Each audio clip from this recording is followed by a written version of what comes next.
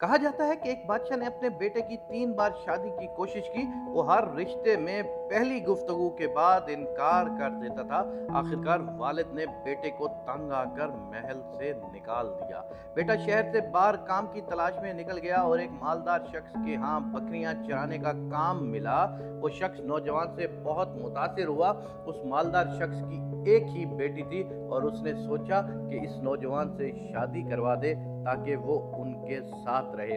उसने अपनी बेटी को ये बात बताई तो बेटी ने कहा कि वो इस नौजवान से शादी नहीं करेगी जब तक वो इसके साथ सफर ना करे और उसकी हकीकत को ना जान ले। मालिक ने नौजवान से कहा कि कल तुम बकरियां चराने ना ले जाओ, हम कुछ दिनों के लिए सफर पर जाएंगे ताकि कुछ काम निपटाया जा सके। सफर के दौरान वो दोनों एक गला बकरियों के पास से गुजरे। नौजवान ने कहा कितनी ज्यादा है और कितनी कम है। मालिक हैरान हुआ लेकिन कुछ ना बोला। फिर वो एक और गला बकरियों के पास से गुजरे। नौजवान ने कहा कितनी कम है और कितनी ज्यादा है। मालिक ने दिल में सोचा कि ये नौजवान बेवकूफ है, इसलिए मेरी बेटी ने मुझे इसके साथ सफर करने को कहा था। फिर वो एक कब्रिस्तान के पास से गुजरे। नौजवान ने कहा तुम में जिंदा भी हैं और मुर्दा भी हैं। फिर वो एक खूबसूरत बाग के पास से गुजरे। नौजवान ने कहा कि मुझे नहीं मालूम कि ये बाग हरा भरा है या सूखा हुआ है। मालिक बहुत हैरान हुआ लेकिन कुछ ना बोला।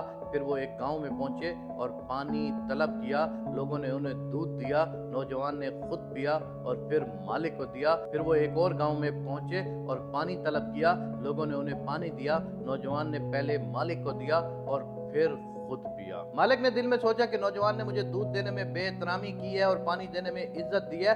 वापस सफर से आकर मालिक ने अपनी बेटी को सारा माजरा सुनाया। बेटी ने कहा कि वो नौजवान बहुत अच्छा इंसान है। मालिक ने हैरान होकर पूछा वो कैसे? बेटी ने जवाब दिया कि पहला गला बकरियों का, उसमें मेंढे ज्यादा थे और बकरियां कम थी। दूसरा गला बकरियों का, उसमें बकरियां ज्यादा थी और मेंढे कम थे। कब्रिस्तान जिसने औलाद छोड़ी वो जिंदा है और जिसने नहीं छोड़ी वो मुर्दा है।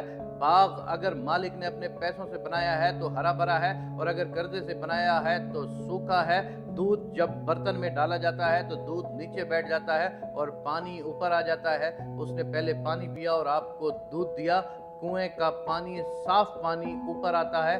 उसने आपको पहले वो पानी दिया। मालिक ने बेटी की बातें सुनकर नौजवान से अपनी बेटी की शादी करवा दी। शादी के बाद जब नौजवान अपनी बीवी के पास आया तो उसने उसके सर पर हाथ रखकर पूछा ये सर किसका है? बीवी ने जवाब दिया ये मेरा सर था और अब आपका है। नौजवान ने कहा सफर के लिए तैयार हो जाओ, मैं बकरियां चराने वाला नहीं हूं, मैं बादशाह का बेटा हूं और मैं तुम्हारी तलाश में था।